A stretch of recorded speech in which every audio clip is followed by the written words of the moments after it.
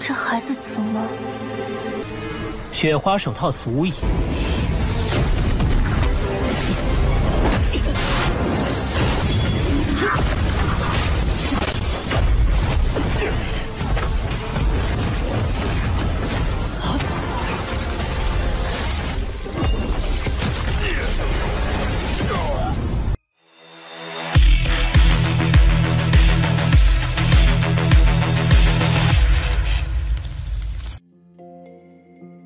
Halo semuanya, selamat datang di Ruang Sinema. Bagaimana kabar kalian semua? Semoga selalu sehat dan baik-baik saja. Sesuai jadwal, jadi pada hari ini kita akan kembali melanjutkan series Donghua Stellar Transformation Season 6 episode 23. Tanpa berlama-lama lagi, langsung saja kita mulai alur ceritanya. Setelah menikah, Xin Yu membawa Jiang Li masuk ke dalam ruang alam semesta barunya. Di sana terdapat begitu banyak energi Hongmen Lingbao.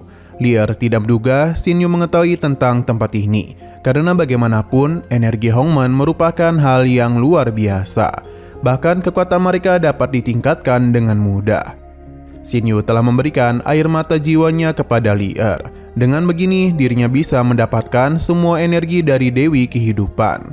Memahami hukum ruang juga merupakan perkara mudah baginya. Xin Yu juga memberikan sebuah pedang yang dia ciptakan sendiri. Selain itu, Xin Yu juga akan mengajari Lier memanfaatkan energi Hongmen. Lier akan memurnikan kedua hartanya ketika bayi mereka lahir. Sambil menunggu waktu itu, dirinya akan berlatih dulu. Mereka pun bertemu dengan Jiang Lan, di mana Xin Yu saatlah penasaran karena ini adalah tahun ketiga Lier mengandung. Tapi perutnya itu hanya sedikit membuncit.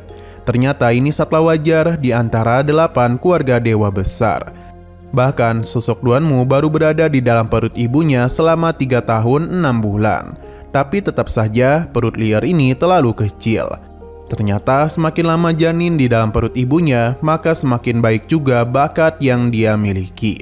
Jiang Lan yakin kalau anak mereka itu akan menjadi sosok yang luar biasa. Akhirnya Lier pun merasa sedikit lega. Selama menunggu lahiran, Xin Yu dan juga Lier terus berlatih di dalam energi Hongmen. Tapi Xin Yu bukan hanya berlatih biasa, karena dia itu tengah menyempurnakan dunia panah dalam alam semesta barunya. Perlahan namun pasti rencana Xin Yu berjalan dengan sangat lancar. Ia pun telah berhasil menciptakan dunia panah dalam alam semestanya. Hukum waktu juga telah dirinya sempurnakan. Tidak lupa Xin Yu kembali melakukan pemeriksaan karena takutnya ada kesalahan. Xin Yu berjuang dengan begitu keras karena semua ini demi anak mereka, keturunan Hao Fei dan juga keturunan He Yu. Setelah semua persiapannya selesai, Xin Yu akan kembali menantang para Raja Dewa. Sedangkan untuk Lier sendiri tengah menyempurnakan 2 air mata jiwa. Perlahan namun pasti dirinya mulai mengalami kemajuan, di mana akhirnya Lier berhasil merasakan kekuatan dari Dewi Kehidupan. Hanya saja 9.000 tahun sudah berlalu. Namun anak mereka belum kunjung menunjukkan perubahan. Xin Yu menenangkannya karena anak mereka tumbuh secara perlahan-lahan.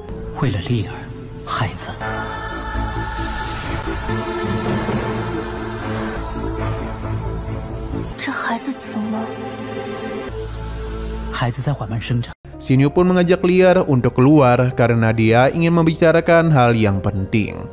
Bahkan dia mengundang Jiang Lan dan yang lainnya. Mereka pun penasaran apa yang ingin Xin Yu katakan. Hao Fei pun terkejut karena perut Lier sudah lebih besar dibandingkan sebelumnya. He Yu mengingatkan Hao Fei untuk mencari istri juga. Di sini Xin Yu memberitahu kalau dia memiliki satu titik koneksi antara alam semesta dan dunia dewa. Tingkat pertama dunia fana sudah berhasil dirinya selesaikan, yang bisa menjadi jembatan menuju alam dewa atau ke tempat lainnya.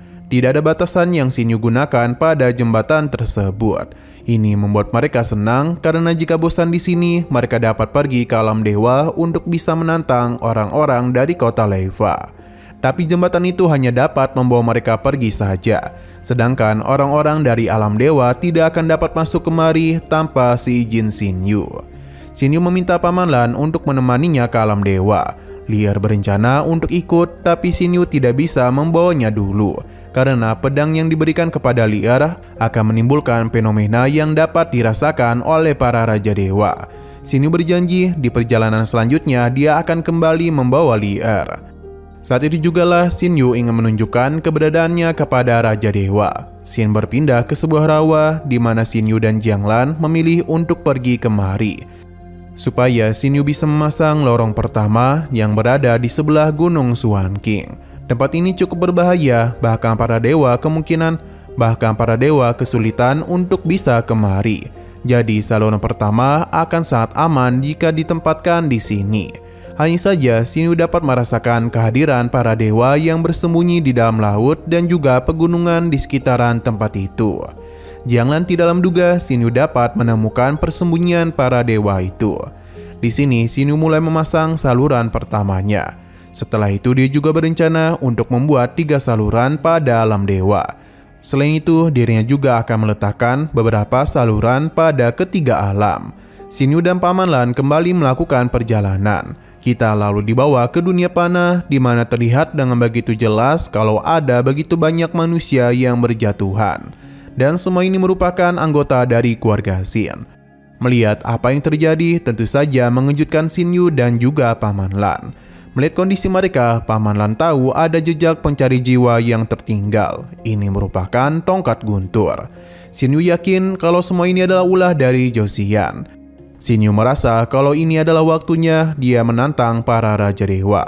Xin Yu berpindah ke tempat Joseon berada, di mana dia sepertinya telah mengutus bawahannya untuk melakukan penyerangan kepada keluarga Xin.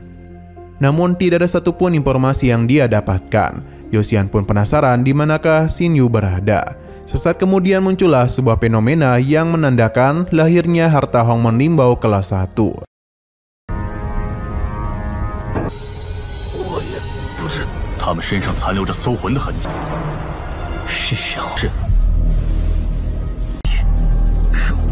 Sudah cukup lama mereka tidak melihat hal itu, dan ini tentu saja merupakan kehadiran dari Xin Yu.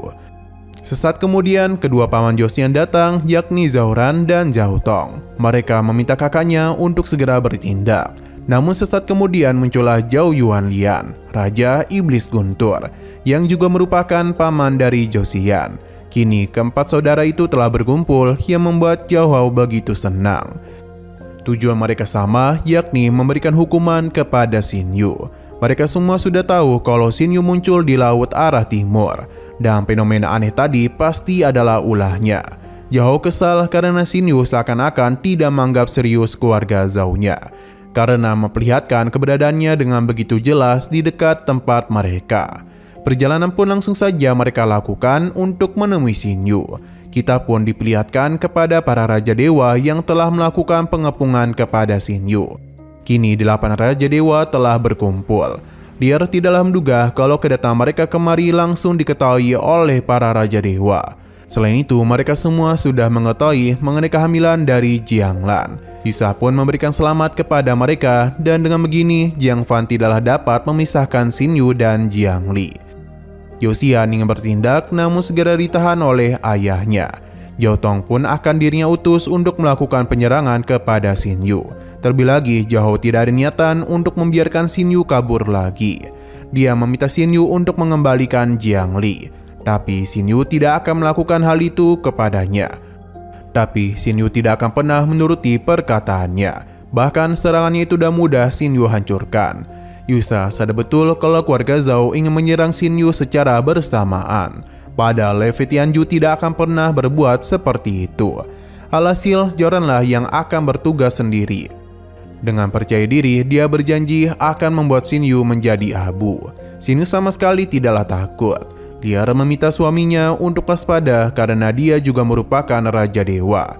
Xin Yu paham dan dia langsung memperlihatkan sarung tangan barunya yang merupakan harta Hongmen Limbao kelas 2. Joran memperlihatkan pedangnya yang juga merupakan Hongmen Limbao kelas 2. Dia meminta Xin Yu untuk menggunakan tombaknya. Tapi bagi Xin Yu, sarung tangannya saja sudah lebih daripada cukup untuk mengalahkannya. Kesal karena diremehkan, Joran langsung saja melancarkan serangan. Dia menyombongkan dirinya yang telah menguasai hukum ruang angkasa. Jadi dia bisa menjamin Shin Yu tidak akan dapat lepas dari penjaga petir yang dirinya ciptakan. Hanya saja Joran terlalu percaya diri karena tidak ada satupun penghalang yang bisa menghentikan Shin Yu. Serangan balasan langsung saja dia lancarkan yang membuat Joran terluka. Tidak hanya itu saja, Shin Yu menggunakan kekuatan ruangnya untuk bisa menyerang Joran secara terus-menerus. Dalam pertarungan itu terlihat dengan begitu jelas kalau sejak awal Shin Yu begitu mendominasi. Bahkan meskipun Joran berusaha untuk bertahan, tetapi semua itu dapat dia hancurkan dengan mudah. Shin Yu benar-benar sangatlah mendominasi. Joran bukannya tanpa perlawanan, tapi lawannya adalah Shin Yu yang memiliki begitu banyak trik. Bahkan dengan hanya menggunakan sarung tangannya saja, Joran dibuat tidak berkutik dan bahkan harus melukai tubuhnya dari dalam. 雪花手套足矣。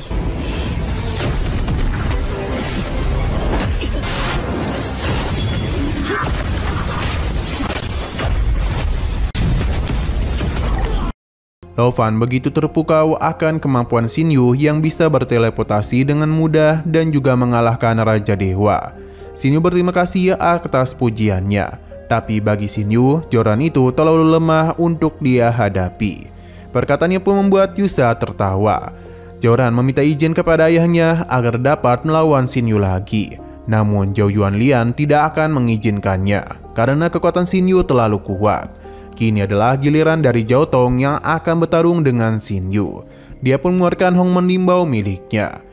Zhao Hong menenangkan Joran karena barusan Shin Yu hanya menang dengan cara licik saja. Kembali ke sisi Shin Yu yang langsung saja diserang oleh Zhao Tong. Serangannya sangatlah cepat namun masihlah mampu Shin Yu imbangi. Hingga Shin Yu pun harus terkena serangan yang langsung saja membuatnya masuk ke dalam sebuah domain. Dia mengakui kalau lawannya kali ini memiliki serangan yang kuat.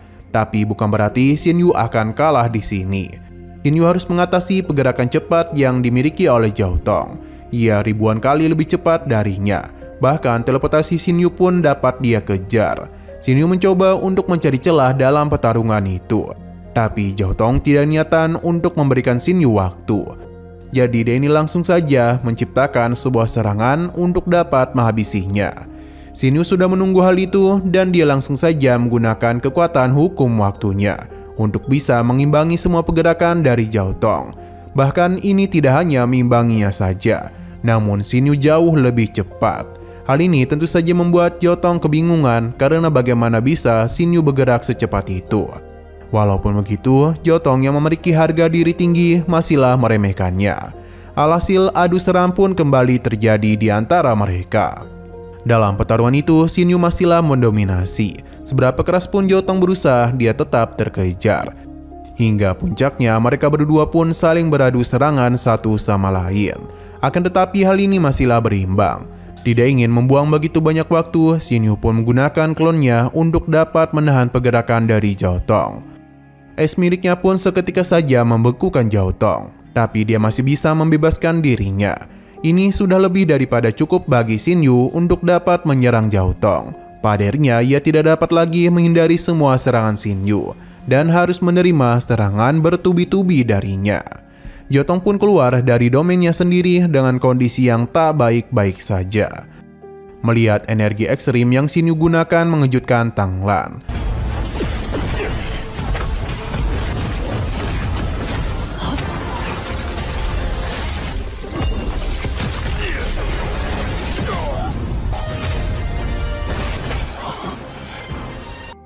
Shin Yu pun keluar bersama klonnya. Yosian sungguh tidak menduga bagaimana cara Shin Yu mengalahkan Raja Dewa.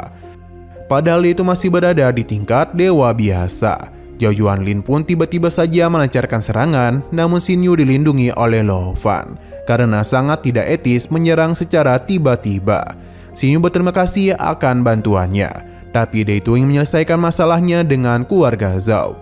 Dia penasaran apakah keluarga Zhao ini terlalu takut kepadanya. Yosian pun kesal dan meminta pamannya untuk bertindak yang membuat Tisa tertawa. Pasalnya Yosian teruslah ngebacot. Apakah dia itu tidak diajari oleh Levi Tianjun tentang hierarki?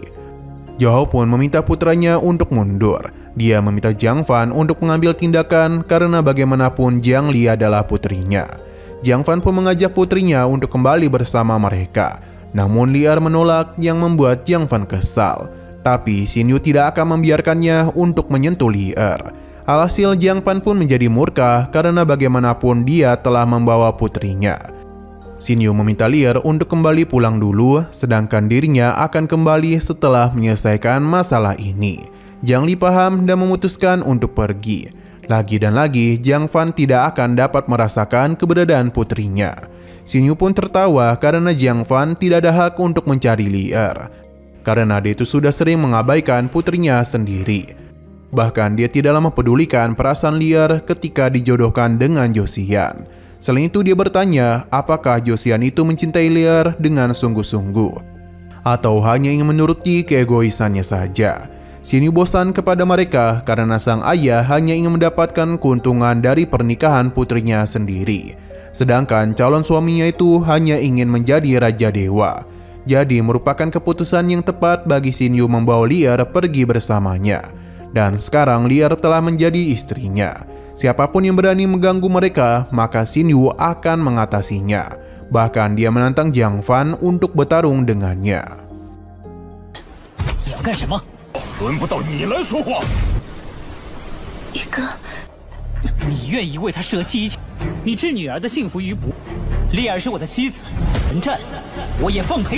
Nah, sayang sekali lagi seru-serunya, episodenya pun harus bersambung dulu. Oke, sekian dulu pada video kali ini. Untuk video selanjutnya akan segera hadir. Jadi bagi kalian yang ingin mengikuti series ini, langsung saja klik subscribe dan aktifkan loncengnya. Terima kasih yang sudah menonton video sampai habis. Jika kalian suka pada video ini, klik like dan share ke teman-teman kalian tentang channel ini. Dan ditunggu aja kelanjutannya. Oke, sampai jumpa di video selanjutnya.